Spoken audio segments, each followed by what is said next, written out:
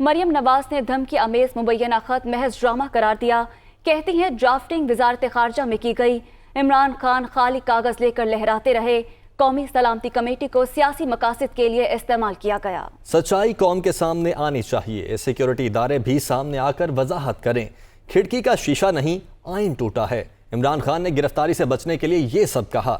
آئین شکنی کا فیصلہ ہو جائے پھر الیکشن میں جائیں گے اور پی ٹی آئی کو ہرائیں گے.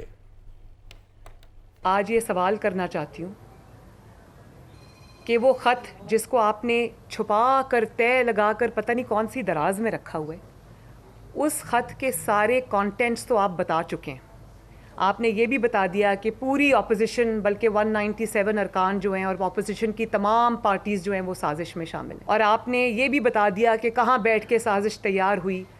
سب کچھ آپ نے بتا دیا، تو وہ آپ نے خط کیوں نہیں دکھایا؟ جو آپ جیب میں لے کے پھر رہے تھے اور آپ نے جلسے میں دکھایا تھا وہ ایک خالی کاغذ تھا. اگر اتنا ہی وہ خط تھا اور کوئی سازش تھی تو آپ کو سپریم کورٹ کے سامنے وہ خط کو رکھنا چاہیے تھا. منسٹری آف فارن افیئرز میں بیٹھ کے اس خط کو ڈرافٹ کیا گیا. کہاں ہیں وہ امبیسڈر صاحب؟ آج میں سوال کرنا چاہتی ہوں. تو یہ خط نہ تھا نہ ہے، یہ ایک ڈرامہ تھا جس کا پول اب کھل بھی رہا ہے اور بہت جلدی کھلنے بھی والا ہے. آپ نے نیشنل سیکیورٹی کمیٹی کو استعمال کیا اپنی سیاسی مقاصد کے لیے، جب اس کے اعلامیے میں کہیں یہ ذکر ہی نہیں ہے کہ کوئی سازش ہوئی ہے. سیکیورٹی اسٹیبلشمنٹ ہے، میں ان کو یہ کہنا چاہتی ہوں کہ آپ آئیے اور اس بات میں آپ قوم کو وضاحت دیں. اسمبلی توڑنے کی طرف یہ صرف اس لیے گئے چند دن اقتدار سے چپکے رہنے پر، گرفتاری سے بچنے کے لیے. تو کب تک بکرے کی ماں کب تک خیر منائے گی؟ آئین میں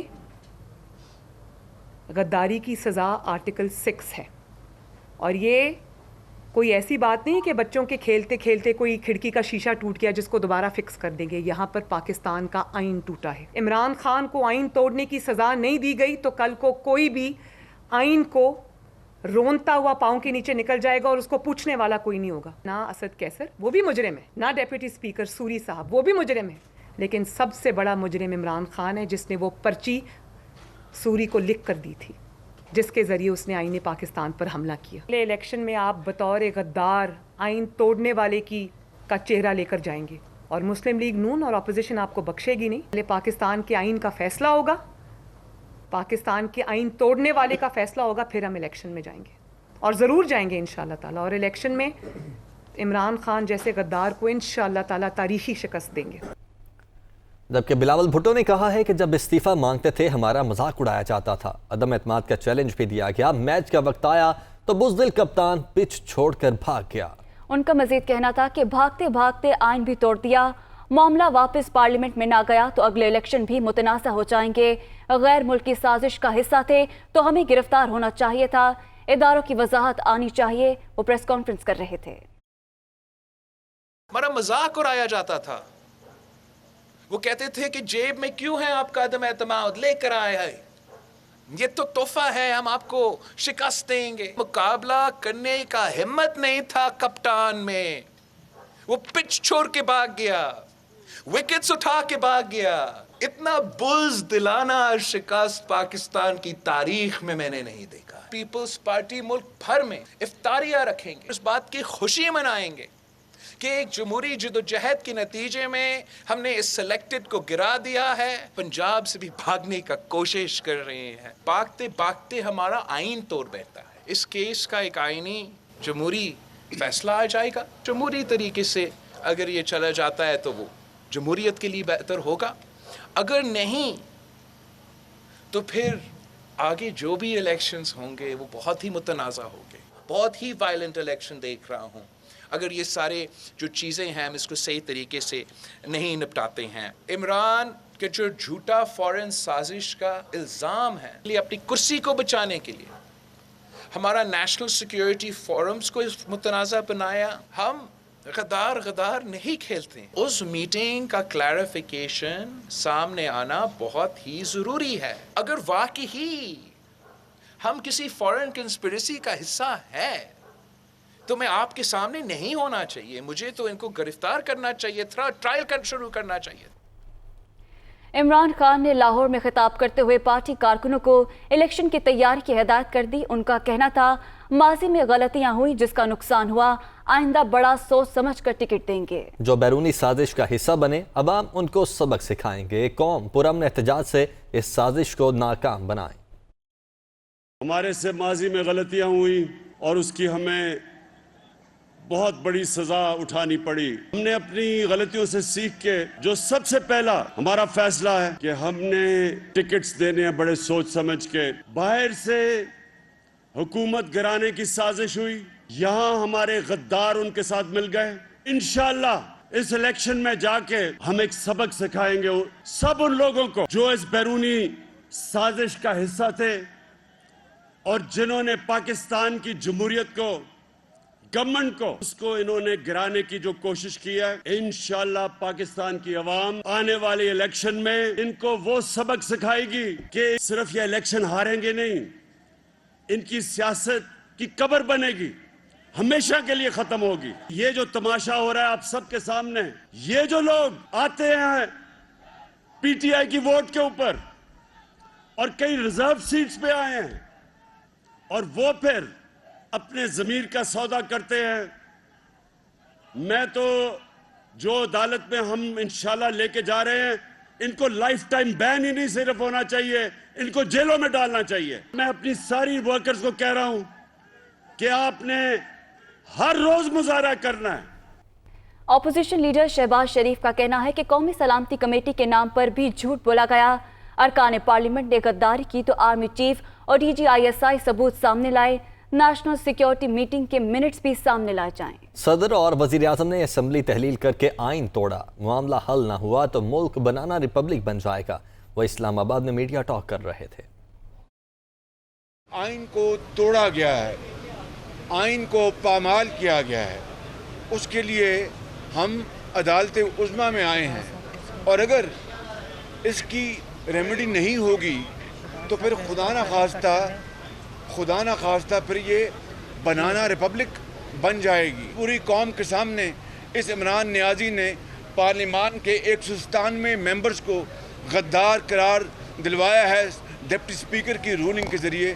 تو میں آج مطالبہ کروں گا جنرل باجوہ سے جو چیف آف آرمی اسٹاف ہیں، میں آج مطالبہ کروں گا ڈی جی آئی ایس آئی سے جو نیشنل سیکورٹی کونسل کے ممبر ہیں کہ اگر خدا نہ خواستہ ہم نے غداری کی ہے تو پھر یہ ثبوت قوم کے سامنے لے آئیں۔ ہم میں سے کسی نے اگر کوئی جرم نہیں کیا، کوئی خدا نہ خواستہ کسی خارجی طاقت کو دعوت نہیں دی، کہیں خدا نہ خواستہ کوئی خارجی وسائل استعمال نہیں کیے، تو پھر دودھ کا دودھ اور پانی کا پانی ہونا چاہیے۔ کیا نیشنل سیکورٹی کونسل میں جو منٹس پاس ہوئے جس میں باہر کی بین الاقوامی سازش اور اپوزیشن کا کوئی رول ہے، تو پھر خدا را اس بات کو سامنے لے کے آئیں، کیا وہ منٹس انہوں نے سائن کیے گئے، کیا وہ منٹس انہوں نے دیکھے، ویٹ کیے، اور اسٹیبلشمنٹ نے یا جس محکمے نے بھی وہ منٹس بنائے ہیں کیا ان کی اپروول تھی؟ اس وقت تو خود الوی صاحب جو ہیں اور عمران خان نیازی وہ آئین شکنی کے مرتکب ہیں۔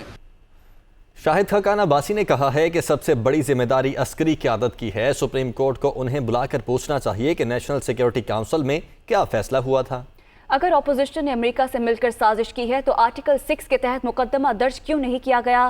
صدر نے نگران سیٹ اپ کے لیے اجلت میں خط لکھا۔ مفتاح اسماعیل کہتے ہیں 2-3 روز میں پی ٹی آئی کی کرپشن پر وائٹ پیپر جاری کریں گے۔ اس ملک کے وزیر اعظم نے یہ کہا کہ نیشنل سیکیورٹی کمیٹی کا یہ فیصلہ ہے کہ اس ملک کی اپوزیشن نے امریکہ کے ساتھ مل کر ملک کے خلاف سازش کی ہے، اس حکومت کے خلاف سازش کی ہے۔ کمیٹی نے جو پریس ریلیز جاری کیا اس میں کسی ملک کا نام نہیں تھا اور صرف امریکہ کو ایک خط جاری کیا گیا، اور میری درخواست ہے سپریم کورٹ سے بھی اس بات کا فیصلہ کریں، عسکری قیادت کو بلائیں، ان کے نمائندے کو بلائیں، سیکرٹریز کو بلائیں اور سنیں کہ کیا نیشنل سیکورٹی کمیٹی میٹنگ میں یہ فیصلہ ہوا کہ پاکستان کی اپوزیشن نے اپنے ہی ملک کے خلاف سازش کی ہے، اور اگر سازش ہوئی ہے تو پھر آرٹیکل 6 کے تحت ہمارے خلاف پرچہ کیوں درج نہیں ہوا۔ یہ سارا جو ڈکوسلا ہے، یہ سارا جو تماشا ہے، یہ صرف عمران خان نے اپنی کرپشن بچانے کے لیے کیا ہے۔ اگلے 3 یا 4 روز کے اندر مسلم لیگ نون ایک پورا وائٹ پیپر ایشو کرے گی عمران خان کے بہت سارے کرپشن کے کیسز کے اوپر۔ بزدار بھی کسی کا فرنٹ مین تھا، بزدار کے پیچھے کون تھا؟ جب علیم خان بتا رہا ہے کہ میں نے بتایا عمران خان کو کہ بزدار کرپٹ ہے اور عمران خان نے رکھا ہے، تو بزدار کس کو پیسے دے رہا تھا؟ تو دوسری جانب پیپلز پارٹی کے رہنما قمر زمان کائرہ نے کہا ہے کہ حکومت نے آئین پر حملہ کیا، پہلے جشن منایا، اب احتجاج کر رہے ہیں۔ عمران خان ملک سے کیا چاہتے ہیں؟ امید ہے عدالت کے فیصلے کے نتیجے میں اسمبلی بحال اور عدم اعتماد تحریک کامیاب ہوگی۔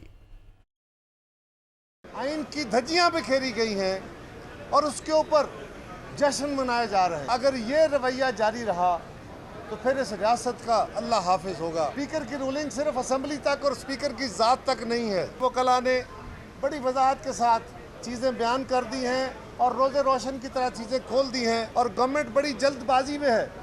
وہ چاہتے ہیں کہ معاملے کو طول دے کے وہ کیس کو لٹکانا چاہتے ہیں۔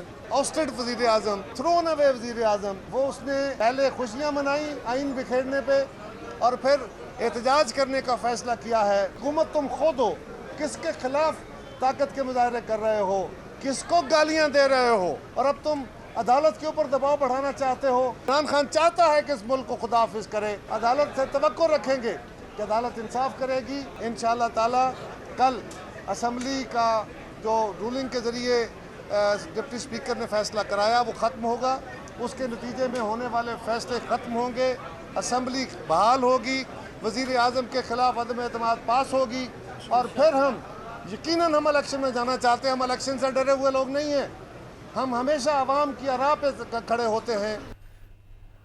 جبکہ مسلم لیگ کے رہنما مصدق ملک کا کہنا ہے کہ اگر پی ٹی آئی والے کسی سفیر سے ملیں تو وہ وفادار کہلاتے ہیں۔ دوسری جانب اپوزیشن والوں کو اسی بات پر غدار قرار دیا جاتا ہے۔ جبکہ سابق گورنر سندھ محمد زبیر نے کہا ہے کہ امید ہے فیصلہ اپوزیشن کے حق میں آئے گا، الیکشن میں جانے سے قبل عمران خان سے حساب ضرور لیں گے۔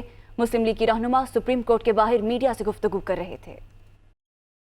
پی ٹی آئی والے اگر جا کے یہاں پہ گلی گلی محلے محلے ایمبیسڈرز کو ملیں اور شام کو ان کی محفلوں میں جائیں تو وفادار، اور جیسا علیم خان صاحب نے آپ کو بتایا تھا کہ یہ چھپ چھپ کے امریکی ایمبیسڈر کو ملتے رہے ہیں مگر یہ تھے وفادار، اور اگر کسی اور کے پاس کوئی ایمبیسڈر آئے تو وہ ہے غدار۔ سرپرائز یہ نہیں ہوتا کہ آپ قانون کی دھجیاں اڑا دیں، کیونکہ ووٹ آف نو کانفیڈنس کے بعد وہ ریزائن نہیں کر سکتے تھے، لیکن شکست ماننے کے لیے تیار نہیں۔ الیکشن میں ہم جائیں گے، اپنی مرضی سے جائیں گے، اپنے ٹائم سے جائیں گے، لیکن آپ کو سزا دلوا کے جائیں گے۔ شاہ محمود قریشی کا کہنا ہے کہ پاکستان ایک آزاد اور خود مختار ملک ہے، کسی کو ہمارے داخلی معاملات میں مداخلت نہیں کرنی چاہیے۔ شاہ محمود قریشی کا کہنا ہے کہ آئین کا ڈھنڈورا پیٹنے والے بتائیں کہ آئین میں کہاں لکھا ہے کہ لوگوں کے ضمیر خریدے جائیں۔ کیا پیسے کے بلبوتے پر وفاداریاں تبدیل کروانا آئینی قدم ہے؟ فیصلے ہمارے آئین، قانون اور عوامی امنگوں کے مطابق ہونے چاہیے۔ شہباز گل نے کہا ہے کہ دھمکی آمیز خط دکھانے کے لیے اپوزیشن کو دعوت دی لیکن وہ نہیں آئے، امریکہ نے جو کام ذمہ لگایا تھا انہوں نے پورا کر دیا۔ جبکہ معاملے پر روس کا پیغام بھی آ گیا ہے، وہ لاہور میں گفتگو کر رہے تھے۔ آپ کو اگر اس جو کمیونیکے تھا، مراسلہ تھا، اس کے بارے میں اگر آپ کو جاننا تھا تو ہم نے بلایا تھا آپ کو کمیٹی میں، آپ نے انکار کر دیا۔